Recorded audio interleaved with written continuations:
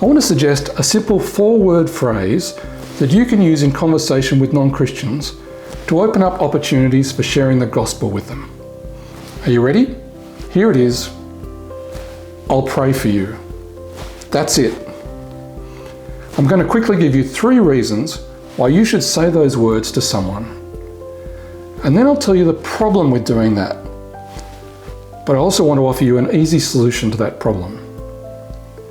Firstly, they're good words to say because they express care.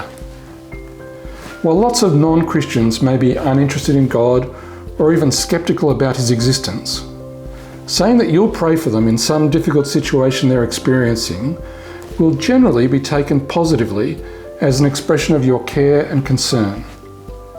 Saying, "I'll pray for you," doesn't come across as preachy, rather it conveys genuine kindness. Secondly, saying those 4 words expresses that you're a person of genuine faith. Now, hopefully the person already knows you're a Christian, and this commitment to pray for them is an expression of your Christian faith. But even if they don't yet know that, at least you've communicated that you're not an atheist, agnostic, or materialist, and that in itself might generate conversation. And thirdly, saying these 4 words expresses that you believe prayer makes a difference. I suspect most non-Christians have rarely, if ever, had someone say to them, "I'll pray for you." So it's definitely not a trite cliche.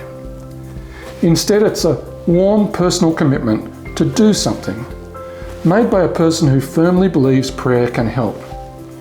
It conveys a personal belief in the power of prayer, and again, it's a testimony that there's more to this life than the average non-Christian materialist normally contemplates.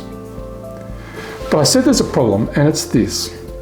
Those 4 words don't really communicate that you believe in the God of the Bible. They don't convey the basis on which you can pray to that God. That is, they don't say anything about what Jesus has done for you on the cross and what he's now doing from his heavenly throne. They don't, in other words, communicate the gospel. But they do potentially open a door to a follow-up in which more of the gospel can be shared. And that's why I wrote this leaflet called "What I Mean When I Say I'll Pray for You." It gives you an easy next step to follow up with. If you can pass this on to the person you're praying for, it'll explain who you pray to and on what basis you can pray. In doing so, it clearly explains the gospel message and encourages a response of faith or further inquiry. So I'd really encourage you to pray for your friends and give it a try. You'll need to be a little bit bold, but I think it's still a much easier first step than diving straight into a full-on gospel conversation.